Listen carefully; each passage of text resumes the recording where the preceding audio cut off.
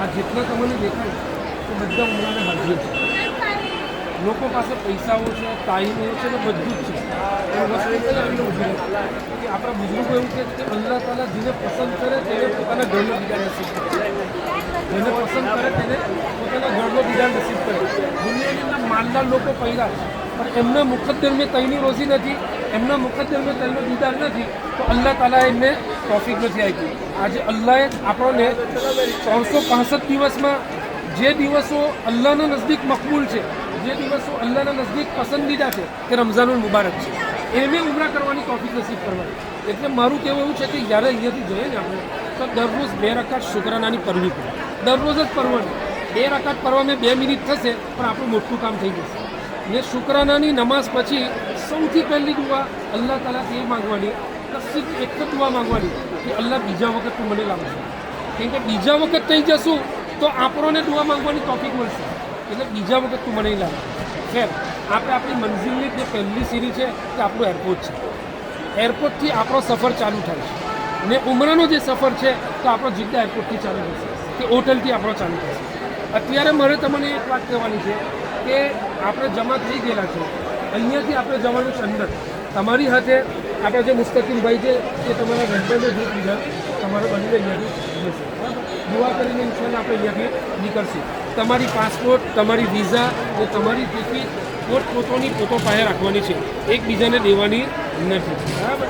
તમે અહીંયાથી અંદર છો એટલે તમારું પહેલું તો બોર્ડિંગ પાસને બધું મળશે. લગેજ થશે, લગેજમાં તમને પૂછશે કે ભાઈ અંદર હું છે, તો તમારે કહેવાનું કે ખાવા પીવાનું કપડો સિવાય બીજું કંઈ છે નહીં. તમારી જે કેશી બધું જે છે તે તમારે હેન્ડબેગમાં અંદર જે હેન્ડબેગ છે તેમાં નહીં મૂકવાનું. સ્કેન થશે તો તેનાથી કાઢી દેશે. બરાબર છે? એટલે અંદર મૂકવાનું છે. પાવર બેંક હોય કે ચાર્જર હોય તે તમારે હેન્ડબેગમાં મૂકવાનું છે. એ તમારે અંદર લગેજમાં મૂકવાનું નથી. બરાબર છે? જ્યારે તમારું લગેજ થઈ જાય ત્યાં લગીને આપણા મુસ્તકીમભાઈ તમારી હાથે જ રહેશે, ત્યાંથી જવાના નથી. જો અલગ એમ તેમ થઈ જાય તો કોઈ ગભરાવાની જરૂરત નથી. કેમ કે આપણું આ એરપોર્ટ એટલું નાનું છે કે તમે જાતે ત્યાં પહોંચી જશો. પણ ઇન્શાઅલ્લાહ મુસ્તકીમભાઈ તમારી હાથેથી છૂટવાના નથી. છેલ્લો મોડો જઈ લગીન નહીં જાય, લગેજ નહીં થઈ જાય ત્યાં લગીન એ મોડો તમારાથી દૂર નહીં થાય. એટલે ગભરાવાની જરૂરત નથી. લગેજ તમારું થઈ જાય તો બીજા નંબર પર આપણું આવે છે એહરામ. આ ઉમરાના સફરની શરૂઆત છે. ઉમરામાં 4-5 વસ્તુ છે. તેમાં સૌથી પહેલી વસ્તુ એહરામ છે. તમારી જે જગ્યા એહરામ ચેન્જ કરવાની છે ત્યાં નમાઝ પઢવાની પડશે. તમારે જરૂરિયાતથી વોશરૂમ વગેરેથી ફારિગ થઈ જવાનું, વૂઝુ વગેરેથી પહેલું ફારિગ થઈ જવાનું. ફારિગ થઈને સૌથી પહેલાં તમારે એહરામનો કરવાનો છે. મર્દોનું જે એહરામ છે તે 2 ચાદર છે. ઉપરની એક ચાદર ને નીચેની એક ચાદર. એના સિવાય અંદર કશું નથી પહેરવાનું. બરાબર છે? તમને અહીંયા એક વસ્તુ ખુલીને કહી દઉં કે આ જે એહરામની 2 ચાદર છે ને તે અલ્લાહ તાલાએ નક્કી કરેલી છે. અલ્લાહ તાલા 365 દિવસ આપણે નોર્મલ કપડોમાં રહે છે. પણ તમે વસ્તુ વિચારો કે માણસ નોર્મલ ચાદરોમાં રહે, 2 પત્તીના ચપ્પલ પહેરે, માથા પર ટોપી ના હોય, આપણા બાલ વિખરેલા હોય. અલ્લાહ તાલા એવું ચાહે કે મારો બંદો ને મારી બંદી મારા ઘર એવી હાલતમાં આવે કે એને દુનિયાથી કોઈ લેવા દેવા નથી, દુનિયાથી બિલકુલ બેખબર છે. એ મારા ઝોકની અંદર, મારા શોખની અંદર, મારી રગબત મેં, મારી ખુશી મેં, મારી મોહબ્બતની અંદર મારી પાસે આવે. એટલે 2 ઓહળો તમારે પાડવાનો છે, અલ્લાહથી દુઆ કરવાની છે. અલ્લાહ મને આ વસ્તુ પસંદ છે, અલ્લાહ મને આ વસ્તુ પસંદ છે. આ 2 ચાદરોનો મતલબ એ છે. 2 ચાદરો તમારી છે. મર્દોનું જે એહરામ છે તે 2 જ ચાદરો છે, બીજું કશું જ નથી. જ્યારે તમે એહરામ પહેર્યું, એહરામ પહેર્યા પછી પણ નિયત હજુ નથી કરવાની. એહરામ પછી તમારે 2 રકાત નમાઝ પઢવાની. કેટલી રકાત? 2 રકાત. એ કેવી રીતે કરવાની? હું એ અલ્લાહ એહરામની નિયતથી 2 રકાત નમાઝ કરું છું. હું મારા કાદા શરીફ તારામાં એહરામની નિયતથી 2 રકાત નમાઝ પઢવાની છે. અચ્છા, ઓરતોનું જે એહરામ છે તે 2 ચાદરો નથી, તમારા પહેરેલા કપડાં. ખાલી તમારે નકાબ નથી કરવો.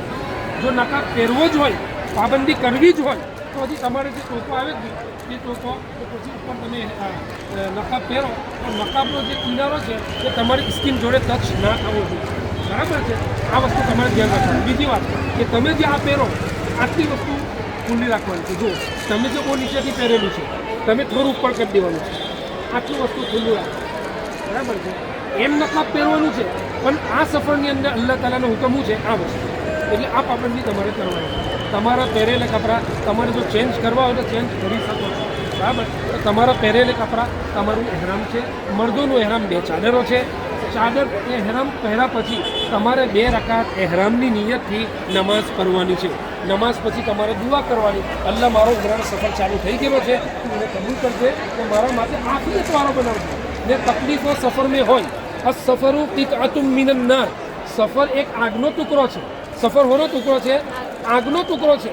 માણસ પોતાના ઘેરથી નીકળે, 5 સ્ટાર હોટલમાં ઉતરે, આરામ સારું ખાવાનું મળે, આરામ સારી ખિદમત થાય, પણ ઘર જેવું નહીં. બરાબર કહું છું, ઘર જેવું નહીં મળે.